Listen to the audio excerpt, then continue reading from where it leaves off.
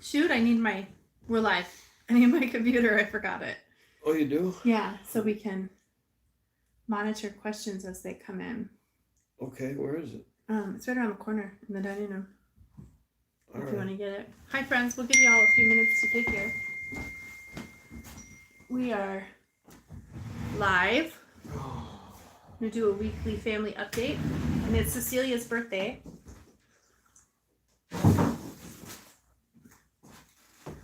I see Rhiannon. Hi, Rhiannon.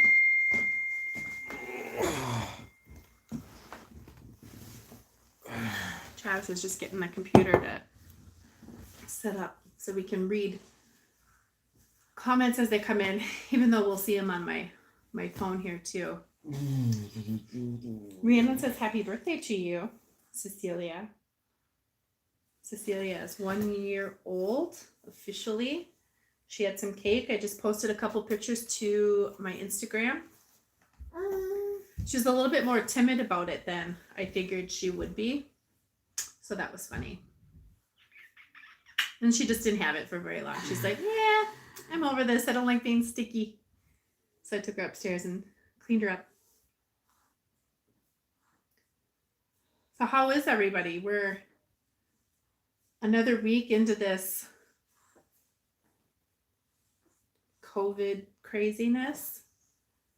And it seems like it changes by the day what's happening. It's pretty insane. You say hello?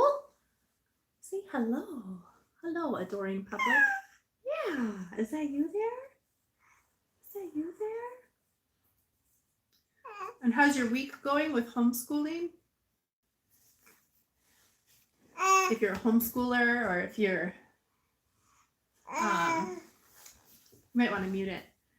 Homeschooler, or if you are suddenly thrust into schooling, how's it going for you? Yeah, you have questions too? How are they doing? How are they doing? Hi. Hi, friends. Hi, friends. Yeah, our week has been a little still this slow pace that we're still adjusting, I think. I mean, it's weird because, we do homeschool, but Grace is home with us now, so it's still getting used to that and just kind of absorbing everything that's going on. So it's been a little... Do you want to open up another window for my Facebook and you can put the link on my channel? And just that we've gone live. Shouldn't I just click this button that says share it to Facebook? Sure. And then Twitter too.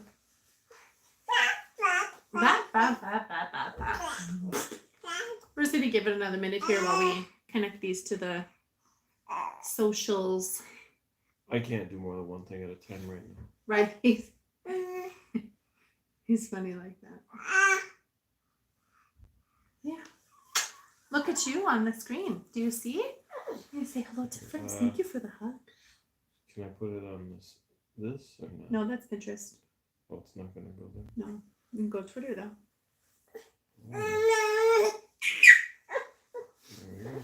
There we go. We are shared to the socials. If you are watching and new here, why don't you subscribe while we're waiting? Oh, goodness sakes. All of a sudden. Here. That was horrible. There. So. All of a sudden, out of nowhere. What do you know? I don't know. I mean, it's been another crazy week. We went shopping again on... Which day did we go shopping? Which day did we get the order? Thursday? It was Thursday, right? What order? The stay home directive. Was it Wednesday or Wednesday Thursday? that came out. Yeah, so Minnesota, our Governor Walz, had a press conference. He's been having a presser every day about 2:00, and he gave us the stay home directive. It wasn't exactly a shelter in place order, but people are treating it that way. And so just before we knew that it was coming, I went shopping again really quick and loaded up on a few of the fresh things that we needed, and found a few more pretty good deals on stuff to stock up on too. Yeah, it was a pretty hearty shopping trip. There were 3 stops? Yeah, to get everything that we needed. Yeah, so you left. Places were out of things. I think you left at like 1. You knew at noon that there was going to be the announcement that it was going to go into shelter in place order that day. And I said, well, probably want to go out and get something. Do we need anything? Yeah, we do need, milk and half and cheese and maybe some produce. And she came back with a lot more than that. Yeah, I did. Yeah. 3 tubs of ice cream that 3 tubs of ice cream. We didn't discuss at all, but they came home. No, we did discuss it over text messenger because it was for Cecilia's birthday. Oh, right, for the birthday. Yeah. Exactly. But if not for a birthday, we wouldn't have needed the ice cream. Right. Not during Lent. Yeah. But we had to feast today because it's her birthday. I mean, what do you do on a kid's first birthday during Lent? You celebrate it. Right. So we did. With my famous cake. It's good cake, you guys. Whoopee. I made whoopie pies with it for everybody. And a little small smash cake for Cecilia. She did not smash it. And it was also not that small. So there you go. But it was smash cake size. It was head size. But that's smash cake size. I think the whoopie cake would have been plenty smash cake size for a 1-year-old. So. Yeah, but it was more fun to build a little. It was nice, yeah. And now it's in there. We've got like basically a full, what is that, like a 9x14 cake in there? Yeah. And it's freezable, so we don't even have to finish it now either. It's totally freezable. It's just cream cheese frosting. Okay. Well, so I'll probably freeze it. I guess save it for after Lent or for Eastertide. Right. Eastertide feasting. That'll be good. That'll be fun. We'll look forward to that. Well, so the stay in place or shelter in place order, I was confused about what that was going to be, but it turned out to be basically just more businesses are getting shut down, which is not great for people that depend on working and making money. But liquor stores are still essential. Mm-hmm. We know that. Liquor stores, abortions, but abortion no clinics. Yep. But no churches. Now I'm not really clear. See, I don't know what other church groups are doing necessarily. Like, are the UUs still meeting? Or are the Lutherans still meeting? Or is it like, are they? Because it wasn't the government that said you can't hold church. It was the church governance that decided we're going to suspend masses just to be safe in an abundance of caution. Right. Which I can understand. I mean, it's not unreasonable to be cautious, but it is. It's sad. Well, in the middle of the Lenten season, I was just saying on Twitter this morning in a discussion thread with some Twitter friends that I was recalling back to last year when you were super excited about your entry into the church and the Easter season and everything. And now that's all up in the air for so many people. And how many people is that going to discourage from joining the church if they aren't received into the church this Easter because of all of this? Right. Yeah. That's a really big, bad step. And as far as I know, there's only one U.S. bishop who's saying anything against it. Well, we just had the third scrutiny in yesterday's mass readings, the raising of Lazarus, the third scrutiny for candidates and catechumens coming into the church, and it's really it's a very symbolic gesture of the raising and the rising from the dead that Christ does, as well as the rising from death that is to come as well. So the raising of Lazarus as the third scrutiny is a great scrutiny, and it's also meant to be a little bit of a challenge. And I think I remember specifically going through that, like, okay, do I believe? And I think that even part of this too. I mean, if at this point in your faith journey, if you're a candidate or a catechumen, you're getting ready to come into the church, and you are ready to enter into the challenge of being held to values and standards, and to live up to what the church calls you to be, and what God calls you to be, but through the rules of the church that help facilitate some of that holiness. I would think that this Lenten challenge, being further challenged by being in this period of not being able to celebrate in the same way, and having to figure out other ways to be mindful and present and prayerful, could be enriching. But I think that, and it's part of this too. Like, I mean, I think that it in some ways it can help to filter out. I mean, if you're just trying to come into the church just for fun, I mean, it's not necessarily a bad thing, because I mean, the more the merrier, and it's great. But at the same time, like, there's some commitment and dedication to be a faithful Catholic that's Sure. necessary. And so maybe this helps to just kind of ensure that the people that make it here are, really good. And it kind of feels weird to say, and I mean, I don't know who's going to end up watching this over time. I wouldn't say it, in such a light manner to somebody who was going through their catechesis and formation and coming into the church, but I mean, I'm saying it now, and so anybody could see it. Yeah, it's tough. I mean, I feel bad for them all right now, because it hasn't really been determined, at least in our archdiocese, whether or not Easter's still going to happen. And and I mean, if I know well, I mean, Easter happens, right, but you know what I mean, like the formal church services and everything, if all of that's going to happen or not, that hasn't been determined yet by our archdiocese. And the stay home directive from the governor is supposed to end on Good Friday. Right, but then President Trump just extended the precautions, the guidance for precautions, to end of April at this point, with which it was previously like Good Friday. No, was it Good Friday or Easter? I think it was scheduled for Easter or something like that. From the Trump administration? I think so. Anyways, the article I read mentioned that, which I'm not supposed to be reading any articles right now, but I looked at one, and it was last night for 30 seconds. But it said that briefly, and then it said that it's expected, according to President Trump's address, it's expected that the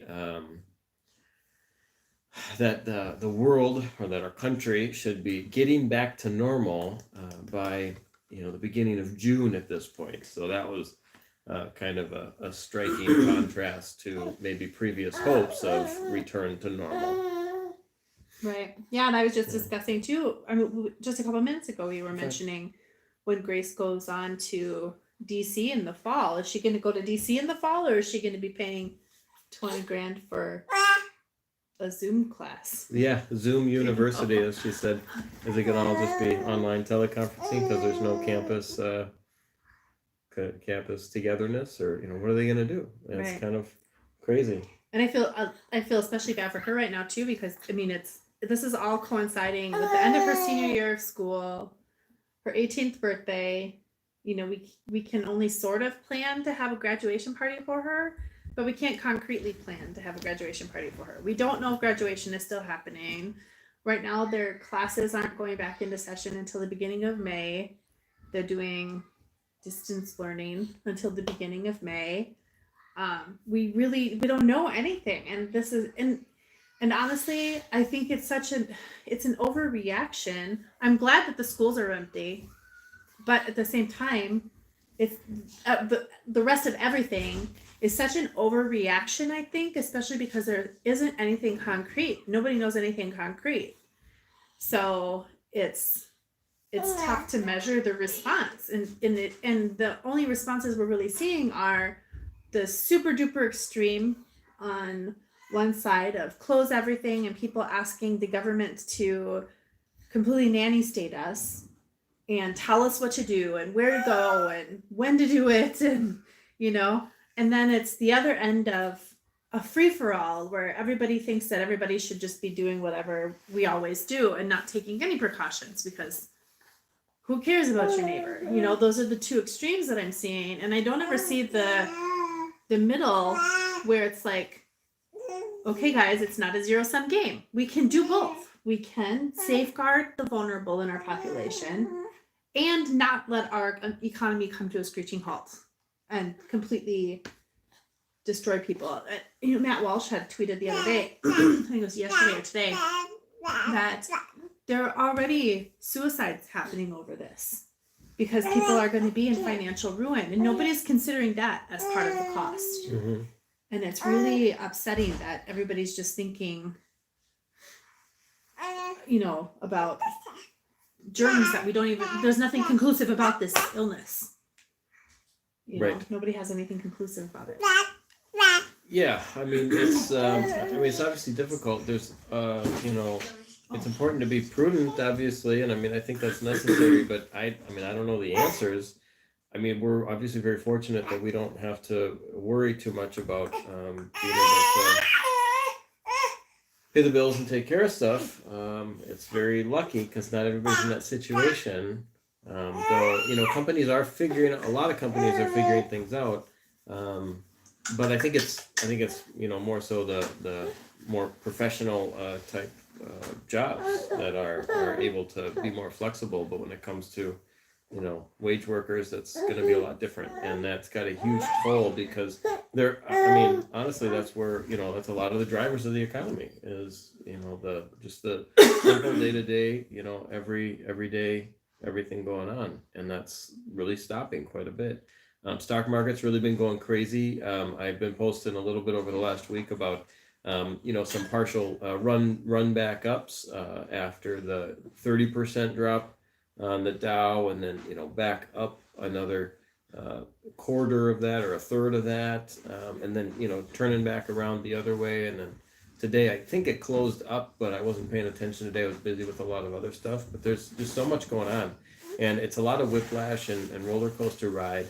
The economy is definitely being affected. The stock market is really taking a hit, and it's really uncertain. So we're going to have a difficult time figuring out where to go from here and how to manage all of this. But we're going to have to see what happens. There's really there's no way to control the outcomes. At least not.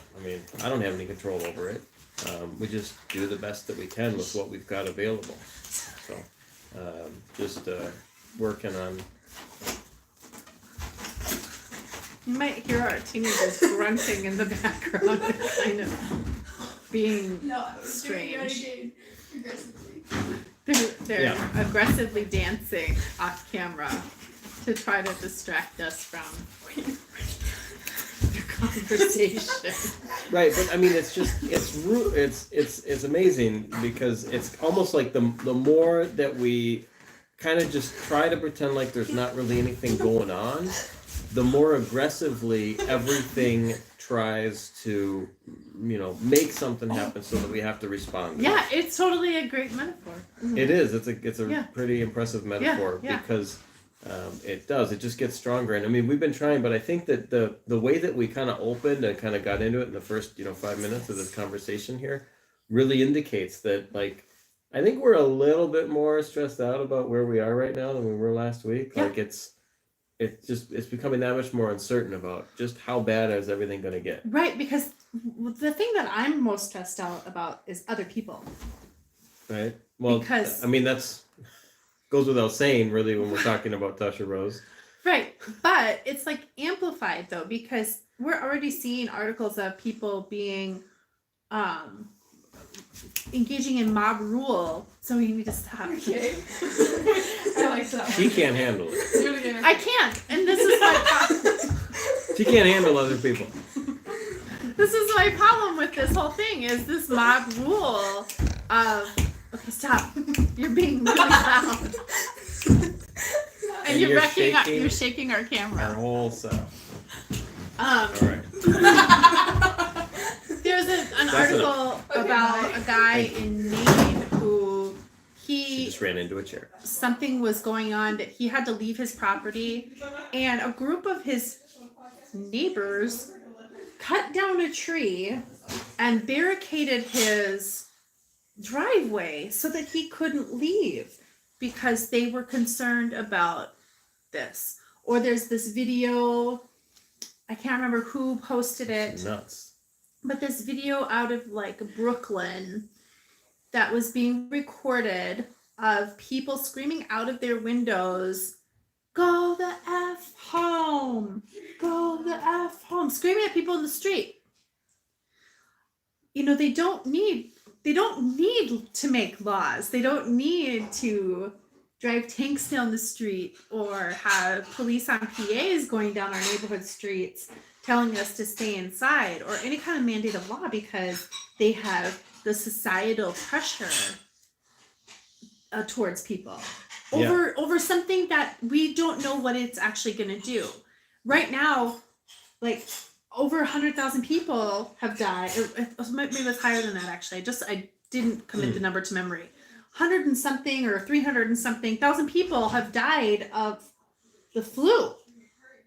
Of just the flu. Oh, okay. Yeah, I was wondering what you were saying, because I know that when I was looking at the numbers, I think it was like maybe fell ill of the flu, and then it was like something like 50,000. I can't remember the numbers, but the number's pretty significant of the people who have died of the flu this year compared to what we know about this COVID-19 virus. Well, I think the percentages, though, are something that's kind of important, too. But, I mean, looking at it, I think the numbers I was looking at was 95,000 or something in the U.S. Have been tested positive, with the virus. And then there was, what was the number? It was like, whatever it came out to be, it was like 1.9% or something, and maybe it was more like 190,000, and then it was, anyways, the figures were, so it's not nothing. There's a few thousand people have died in the U.S. And that's of course tragic. The rate on that was just under 2% when I did the quick math, and I don't know. I mean, that's not nothing. I think I said 1.8 was what I was saying, but it's not. It's not 80% or 30% or whatever. And I don't know too much about all the statistical numbers and things like that. Contracting rates of contraction, and all that kind of stuff, and exposure. But I know that we're limiting exposures, and they're expecting that the height of the issue. Well, that was what that date was. The height of the issue is actually expected to be right around the middle of April, pretty much on Easter, is the height of the fallout of everything. And that's why the extension of the precautions and trying to limit exposure and going out and about was to help to spread some more of that out and try to reduce some of the fallout. But I don't know. I mean, I don't know if that's supposed to help. Apparently it is. That's why it's one of the guidelines. Presumably this isn't all just to it's not being, put out there as guidelines for precautions just to tank the economy and cause everything to go into complete and utter disarray and disaster, that it actually is for the purpose that it's being stated. But I mean, I don't know. I've never had anything like this happen before. Really, nobody living today has ever lived through something like this on this global scale. Right. The fallout that I'm concerned about, again, it goes back to the societal fallout. This is putting us into a culture of reporting. Yeah. So, I mean, when you're talking about, reporting and, what is it? I'm curious, why certain people are trying to control other people's movements and things like that too, because it's like, okay, people are out in the streets, walking, by our house or something. I mean, that doesn't have any bearing on us. Like, we're here in our house and we're safe. Like, why would I be mad about that? So that's something. But as far as reporting of people. You're talking about like the census or something, even as simple as that. Sure. I don't know. I mean, what do you mean by reporting? Well, I mean, like there have been calls. People have been calling police for people going into the grocery store and then coughing. Like they're just doing their shopping and they happen to cough, and people have called the police about it. Or, the level of reporting on your neighbor that this could end up becoming too, like home birthing. You don't like that your neighbor's having her baby at home, so you're going to call the police on her when you hear her through the window in June when you've got our windows open. You're gonna call the police on your neighbor for having her baby at home, or you're gonna call the police on your neighbor for playing with their kid in the park, or you're gonna call the police on your neighbor for like any normal thing. And the home birth thing really comes to mind because just in the past week we've seen lots of stories now about women being separated from their babies at birth. Right, yeah. And women doesn't make any sense. Being forced to birth alone in a hospital too, without even like their husband present. That's horrible. It's awful. It's a human rights violation. Yeah. And there were people naysaying it, saying, no, this is not happening. And then I just happened to get a DM from a high school friend of mine whose first grandchild was just born in Wisconsin, and mom and baby were separated for 2 days. And now mom is having a hard time breastfeeding. So that's why my friend messaged me. My friend was like, she's having a hard time getting the baby to latch. How do we get the baby to latch? And so I was giving advice via DM, but like this is a human rights violation, just in the name of safety, all for safety. Yeah, those first minutes and hours and days are so crucial. That's just completely horrible. And there's so many women now who are like, this conversation is happening about women turning to home birth as a result. Mm-hmm. And there are still something like 11 states where it's illegal to have a home birth midwife. Oh, speaking of, are you going to put out your shingle here while we're talking about it? I'm not officially going to put out a shingle, but if you do need some advice about giving birth at home or whatever, feel free to message me or send me an email at tasharoseradmama. What's She's my email incredibly address? experienced. How many kids do We have 7. We have 7 children. How many home births? 6. 6 home births. Unassisted. How many assisted? 0 assisted. No assistance. Okay. And a shout out to our friend, another midwife who kind of assisted me as we were going through my first experience in birth, but right. She didn't need any help. I liked the support. It was helpful to make me feel confident in it. Sure. But it was a good training wheels with Nicole. Thank you. And now I'm all set. But it's amazing, and not just that, but obviously many other births that you've assisted with. Yeah. So she's been a trained midwife and has a lot of experience and all that. But do you think that somebody needs to be a trained midwife to be able to competently practice safe home birthing? For their own birth? No. No. Okay. No. It's not necessary. No. Okay. Your body knows, and if you just need to know, if you need to know a few ins and outs from somebody, then that's great. It's great knowledge. I do think that, especially in this day and age, that every woman should have a midwifery arsenal on hand, and that's 2 books: Anne Fry's Holistic Midwifery and Varney's Midwifery, whichever edition you can get. I mean, they're all great editions. If no other books, those 2, because they'll tell you everything practical that you need to know about the physiology of birth and how it's safely done in a home environment, so that you can not only deliver your own baby, but you can also help other women if they need help. And I see a surge in the conversation about having a baby at home because women are afraid to bring their babies to the hospital or bring themselves to the hospital to have their babies there, because they're afraid of being separated from their baby now. And that's a reasonable fear. And I said on Facebook, I went on a big screed on this on Facebook the other day. You're a braver woman than I to go into the hospital to give birth at this point. I could never do it. I don't know how anybody could do it, honestly. And excuse me, I have a frog in my throat. had to tell my priest that the other day when we went to confession. He goes, "It's okay. I won't cough shame you." But yeah, I mean, this is our birthright to be with our babies, and it's their birthright to be with their mothers immediately upon birth. So I don't understand why obstetric practice wants to just separate us. It's unconscionable to me. Travis has thrown a couple of links in the chat for these books. Anne Fry, it's Varney's Midwifery. Anne Fry gets to be a little bit pricey because it's a hard book to find these days. And I'm kicking myself that I sold mine. But I mean, I practiced midwifery for quite a long time. I just wish I still had it as just a now and then reference guide. Varney's is a big blue book, it's like this big textbook about this thick. Anne Fry's is a short, stacked little book, but it's also reasonably thick, and she's got a couple of volumes to it also, but really you just need volume 1. But if you need any questions or anything, it wouldn't be construed as any kind of medical advice at all for you, but just give you my insights as to home birth, having done it 6 times plus all of my midwifery experience.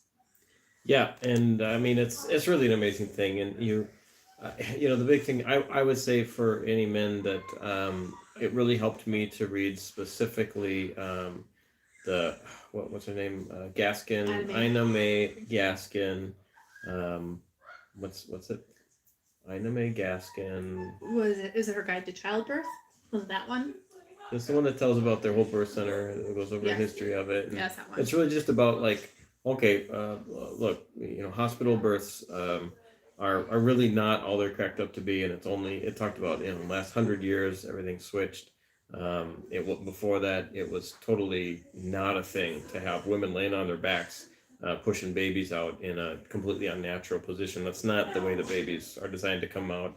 You look at nature, no other mammal births laying on their back like right. that. I mean, it's not a normal way to birth. That's not the way that the birth canal opens up and all that. She talks about that kind of stuff. She talks about the medical intervention that leads to a cascade of problems that happen, and that's where you end up having to have additional drugs and more pain than necessary, and lack of proper hormones releasing that help to cause the natural birth to happen in a comfortable and normal manner. Right. And that first intervention being going to the hospital in the first place. Right, yeah, because it's not natural. I mean, that's not a natural place to be. You're not comfortable in the hospital. And so, you see this rise of birth centers, and they try to marry some of these ideas. And, I'm not sure. I mean, part of me kind of hopes that that's shifting things, more into a place of natural birthing. But I think sometimes what that does is it kind of, it's more of a pretend, trying to make it seem like it's still natural, even though they're not really going towards that. So it just depends, I think, where you are. But I think what it does is it allows for it to be more of a false sense of natural birthing than a real sense of natural birthing. So I'm skeptical of that. I'm always a skeptical guy, though. I would say, you go with, obviously practicing caution and knowing that if there are risks at play, that they're addressed reasonably, but really understand the risks. And that's always been the kind of guy I am. Understand the risks. Know what kind of risk, you're taking and what the statistical chances of, something are. Would you also, I'm asking you, because I know how you are with birth, and like you from the get-go were just like, okay, I trust you, right, that you know what your body is supposed to do, that you're not afraid, so I'm not going to be afraid. What would you advise to other husbands who are like, well, I'm scared of my wife having a baby at home?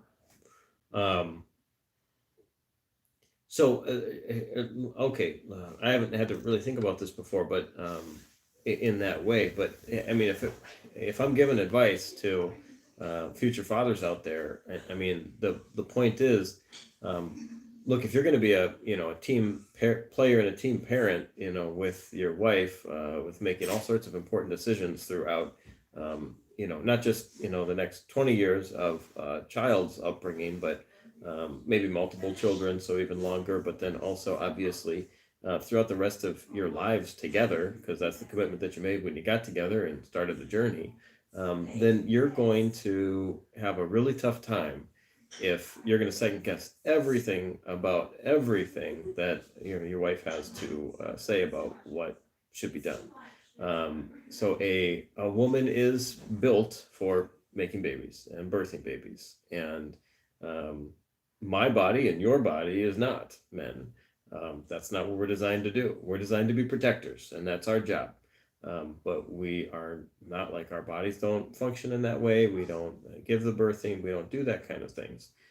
Women who pay attention to their bodies and are empowered to pay attention to their bodies have a sense about what things to be concerned about and what not to be concerned about in that process. And really, it's not our duty as men to control the women in our lives. It's our duty as men to guard and to keep, to be protectors of.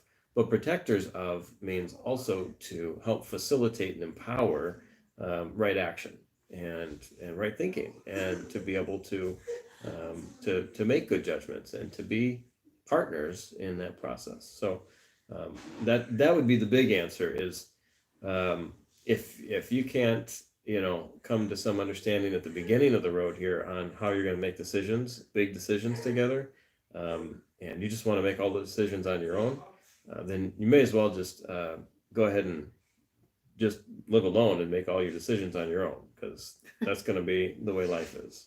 I mean, that's one way to say it. And of course, I've always had, and this position that I've always maintained, that where a woman gives birth and with whom is up to her, and it's not up to anybody else. And now a woman in a relationship with a man that she loves is going to listen to him and his concerns and weigh that against what it is that she's feeling called to do with regard to birth.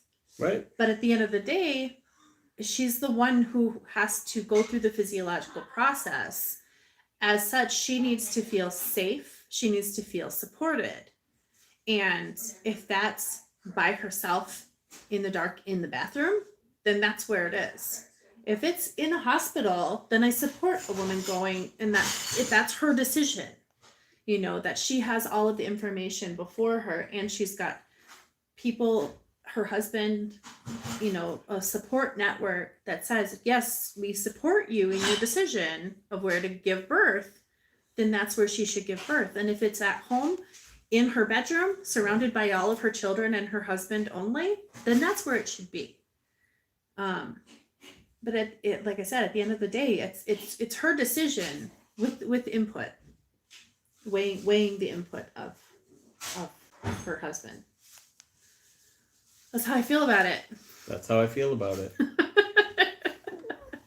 And it's not up to the government either. There's a really great Facebook page called Separation of Birth and State.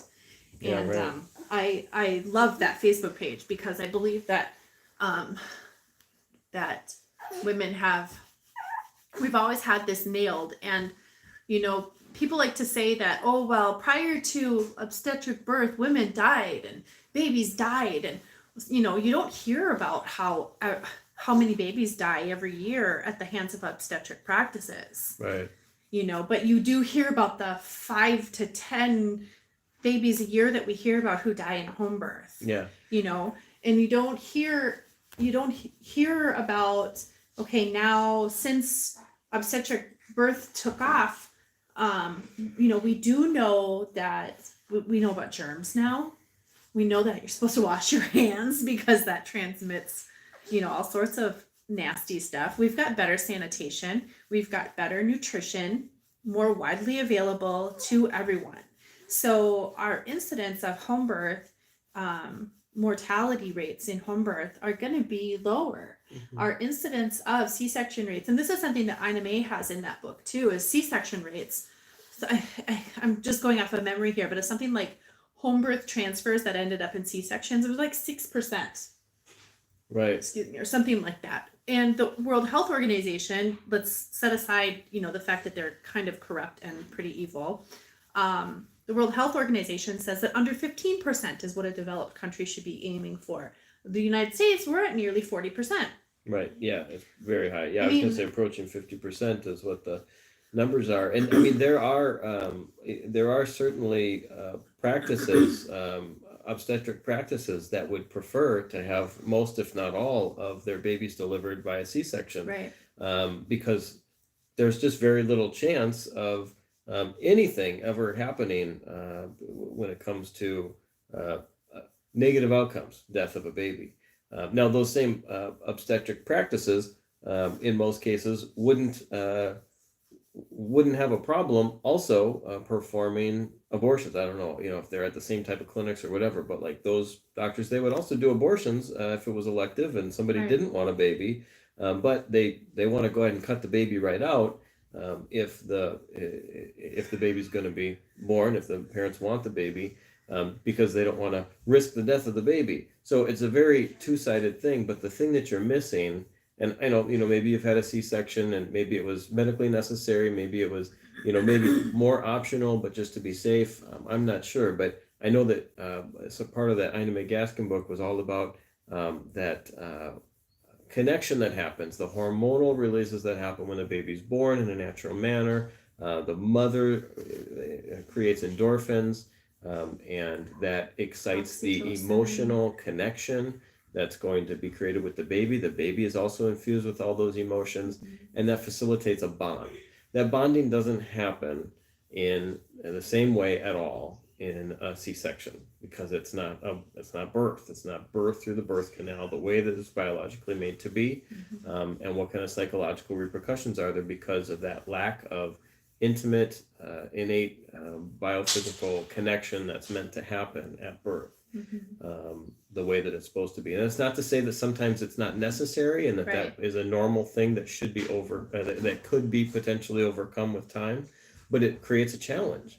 And we don't need to create that challenge unnecessarily out of fear. And that's the Right, thing, like right. women are and people are and men are afraid of, well, what if something unexpected or unpleasant happens? I mean, Thanks. it's almost the same or similar of, okay, well, what's going to happen?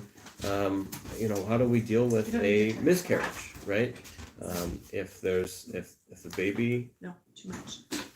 if the baby, God forbid, baby developing isn't meant to make it, then the baby's not going to make it, and it's very sad, and it happens. It may have happened to you. It's happened to us, and it's terrible. But we pray about it, and we move on, and we know that God's got us, and that's where we are. But we weren't afraid, right? We Right. weren't afraid of it. Right. I mean, same thing with birth. Yeah, there are potential dangers in birth. Stillbirth happens, and it's sad, it's lamentable. But the thing is, it's the way that God intended all of it to be. And as much as we don't want bad things or sad things to happen, we're not God. We don't get to make that decision. And so, I mean, it's just that, and I think that's a really big part of it. And, I mean, even before I was really a very faithful religious kind of a person, it was very much it's always been one of my most important values is to work on acceptance, right? We have to accept life on life's terms. And that's not to say become complacent with whatever kinds of unpleasantness we might be dealing with because we're not rising up to certain challenges or anything. But as far as accepting that there's good and there's bad in everything. Right. And we need to be ready to face that in all things in life, and move forward and diligently do what we can and control what we can in a reasonable manner, but not doing harm with it, right? And I think that's really important because when we birth our babies and we have them in our home and they're born in a healthy environment and a positive environment, a life-affirming environment where they're given every opportunity to make the bonding and the connection and to feel the love in the family that they do, then that strengthens not just the baby that's born into that family, but also the family that the baby's born into. Mm-hmm. And then we get to build the family together, and by building the family together in that beautiful, loving way, we also get to help build the world in that Right. beautiful and loving way. And when we live life in a fearful manner, and when we try to take over control of things in a misplaced manner that is out of line with the way that things are truly meant to be, that God has ordained them to be and created them to be, then we cause problems, and we cause strife, and we cause disunion and division. And then we get into talking about things like, are we in this crazy pandemic issue in the world and right now as some sort of a plague that has been brought about on the Chastisement. people as a punishment for trying to control and take over, God's plan and God's will, and try to control it for ourselves, and have, an undue understanding of God's way, God's will, and God's powers, that we in our finite selves have no business and no right and no power to know and do and be. And I think that's an interesting question. And I don't know. Maybe that's what we think about this next week as we see what comes up next. We talked about that next Monday. Oh, I don't want to say that we're going to get into that much of a deep philosophical conversation next week. I'll probably be even more challenged to be sitting here having a conversation about much. It took, my full cup of coffee that I did finally get to the bottom of. I had quite a few sips, but to even feel like I could say much of anything coherently, but I could still pass out pretty quickly. It's been a long week already. What day is it? Monday. All right, it's Monday, everybody. It's going to be a long week, guys. All right. Well, it's a good thing we had that day of rest on Sunday, so that I could get through Monday. Well, we'll wrap this up for tonight. If you're new here, please subscribe. We are going to try to get this video up. I still have to do voiceovers. I just haven't done it. She's got a good voice, though. Got to do these voiceovers for this video that Grace is going to edit. She's going to show me her mad video editing skills. Wait, she hasn't edited it yet? No, she hasn't. Well, isn't that necessary before you can voice it over? Or do you have to voice it over before the editing? I don't know. We'll talk about it. Okay. But it's new, we'll get it so done. check it out. It's going to be great. It's going to be great. It's Yeah. about making things, making your own medicines. So, and I think that's it. That's all we're going to talk about tonight. And we hope you guys have a good week. Yes. Stay safe. Stay safe out there. Don't be afraid though, because there's no reason to be. And just be reasonable. Right, be reasonable, but and don't prudent. be afraid. So. And cautious. You can wear a mask and gloves. That's fine. I did. Yeah, I wore gloves. Yeah. All right. And do we remember how to close this again? Was it hit the X? There's an X. Yep. All right. Thumbs up and Hit the X. subscribe, and we'll see you guys next week. Bye-bye.